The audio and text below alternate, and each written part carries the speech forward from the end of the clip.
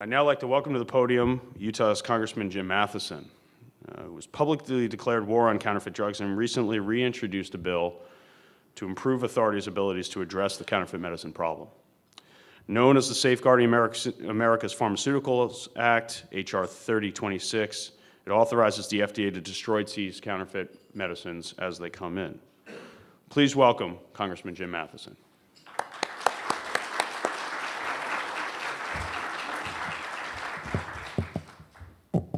Thank you so much. I don't have that nice big Capitol dome behind me like Senator Bennett. That makes him look very official, but I will do my best. And I guess you have to clap for me when I'm done. I'm sorry. You don't have to, actually. I won't take it personally. I can say I matched a senator if you don't clap. So.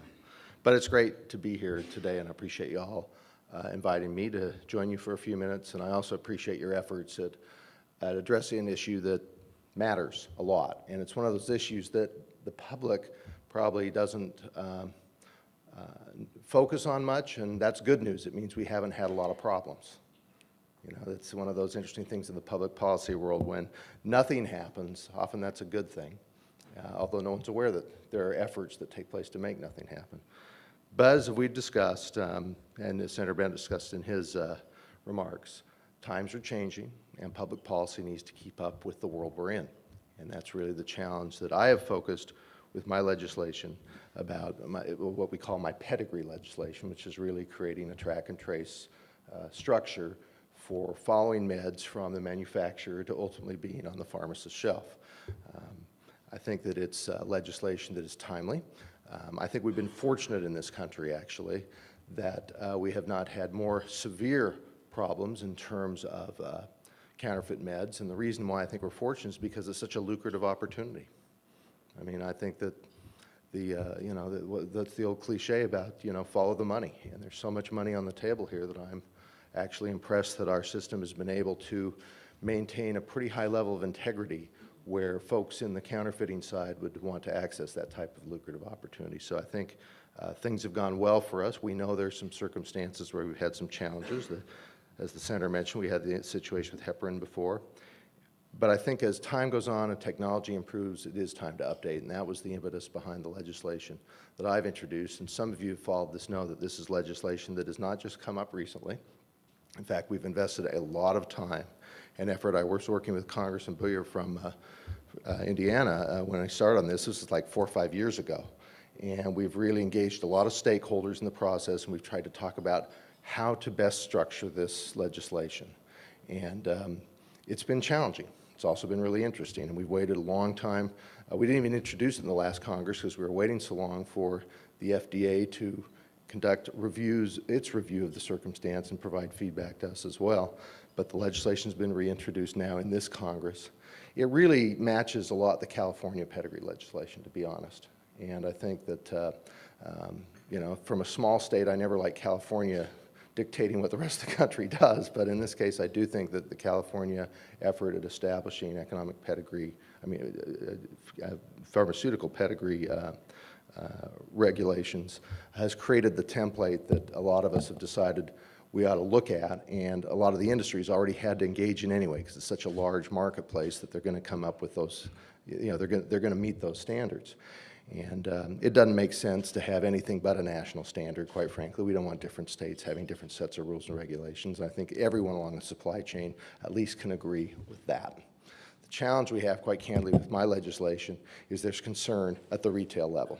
And the pharmacists are concerned it's going to cost them a lot of money investing in equipment or whatnot to be able to accommodate these rules that are going to be, the rules are going to be required by this legislation. I'd like to think that that concern can be addressed. I'd also like to think that that concern is not of the magnitude that some of them think it is. And we're going to have some on-the-ground experience pretty quick in California that's going to help us understand just how significant that challenge may really be. But as I said, as we've worked on this legislation over 5 years and met with stakeholders, we've really tried to bring people to the table.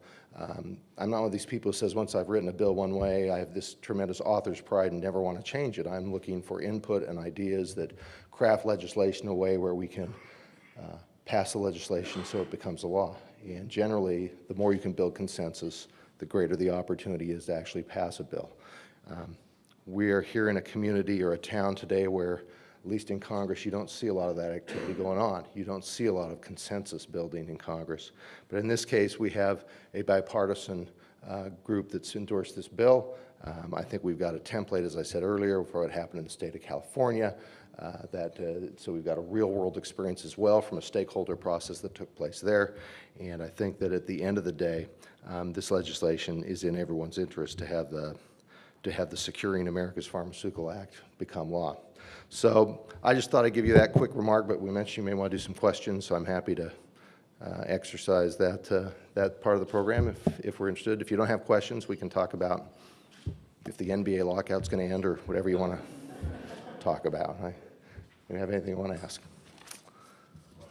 We have microphones as well, so if you have questions, please raise your hand and also identify your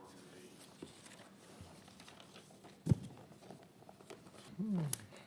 Good morning, Congressman. Thank you so much for your comments. I'm Jeannie Salo with Eli Lilly and Company, and I just wanted to ask you, have you given thought to the internet as it relates to putting in place this track and trace system? So much of the counterfeit product and unsafe product is coming in over the internet and would not be subject to that law. And I just wondered if you have any comments on that. Thank you. Well, first of all, I think that is an area where perhaps this proposed legislation is lacking, quite candidly, and it's complicated to figure out how to structure something like that. But I do think that would be something that hopefully, if this legislation starts to move, that we can perhaps look at ideas for amending the bill. Because I'll be honest with you, I don't think the bill is very strong on internet sales. All right, it's an easy crowd. Yeah.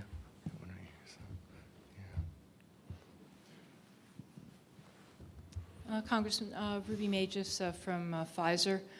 I'm not that long in the pharma industry, but I understand that when the PDMA was first enacted, there were in fact pedigree provisions in that statute that have never been enforced because of various judicial challenges.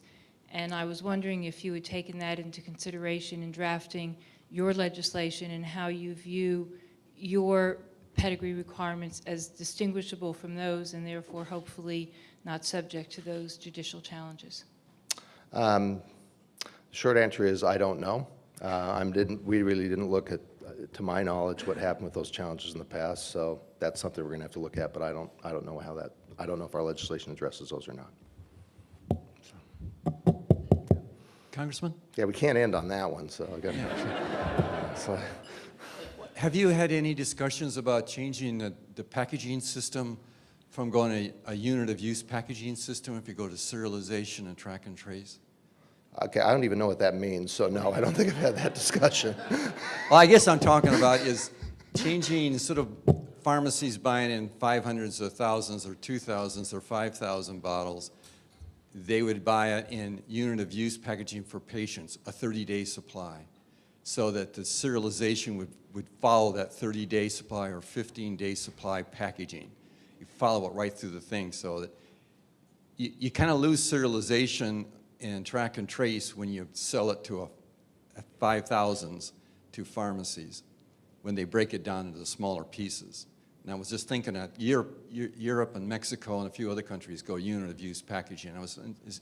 I don't think that's been discussed. Yeah, I don't know the answer to that question either. Okay. Yeah, sorry. Thank you. So.